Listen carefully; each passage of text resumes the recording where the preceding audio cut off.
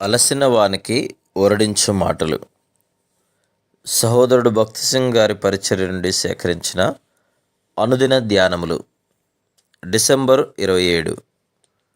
ఆత్మ వలన ప్రతి సమయమునందును ప్రతి విధమైన ప్రార్థనను విజ్ఞాపనను చేయుచు ఆ విషయమై సమస్త పరిశుద్ధుల నిమిత్తమును పూర్ణమైన పట్టుదలతో విజ్ఞాపన చేయుచు మెలకువగా నుండుడి.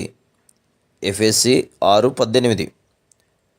నెహెమ్యా గ్రంథం 4వ అధ్యాయం 1వ వచనములో శత్రువు దూషణ హేళన అను ఆయుధములను వాడినట్లు గమనించుదుము.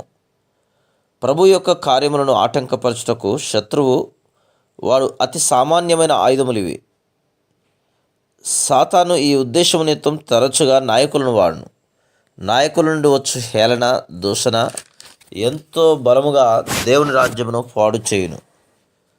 సన్బలటు మరియు టోబియా యెరూషలేములో మంచి స్థానంలో ఉండటం మాత్రమే కాదు కానీ విస్తారమైన ధనము కూడా కలిగి ఉండిరి. వారు తమ స్థానమును బట్టి, భూములను బట్టి, అధికారమును బట్టి, ధనమును బట్టి గర్వపడుచు దేవుని సేవించుచు విధేయత చూపించు వారిని ఎగతాళి చేయుటకు భయపడలేదు.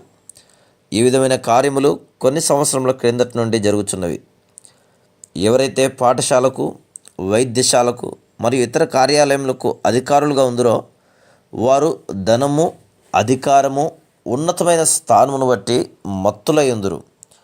వారు నీటి బాప్తిస్మములో సాక్ష్యం ఇవ్వగోరిన వారిని, నిన్ను ఎవరు పాతి పెట్టెదరు, నిన్ను ఎవరు వివాహము చేసుకొనెదరు, ఎవరు నీకు ఉద్యోగమునిచ్చెదరు అని ఎగతాళి చేదురు.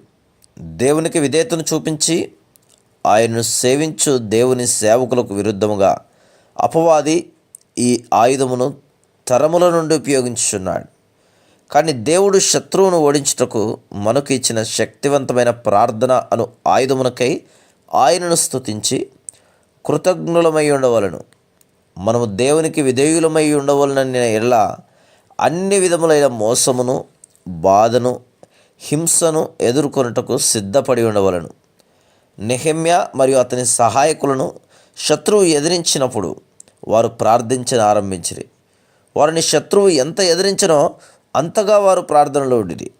అదే రీతిగా శత్రువు మనపై పడినప్పుడు మనం నిరుత్సాహపడు వారంగా ఉండకూడదు, కానీ మరి ఎక్కువగా ప్రార్థించుచు ఆయన సహాయమును వెతకవలను.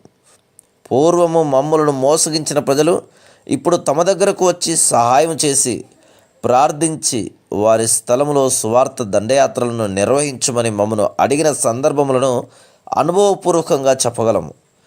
మనం ఓపికతో ప్రతి విధమైన మోసమును ఓర్చుకునేలా ప్రభువు తన సొంత సమయంలో సహాయం చేసి మనలను వారికి ఆశీర్వాదకరంగా చేయును.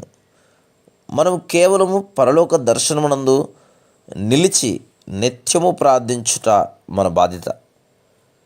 కొన్ని పర్యాయములు శత్రువు విశ్వాసుల మధ్య దేవుని కార్యమును ఆటంకపరచుటకు వ్యాజ్యమును, కలహమును తీసుకుని వచ్చును.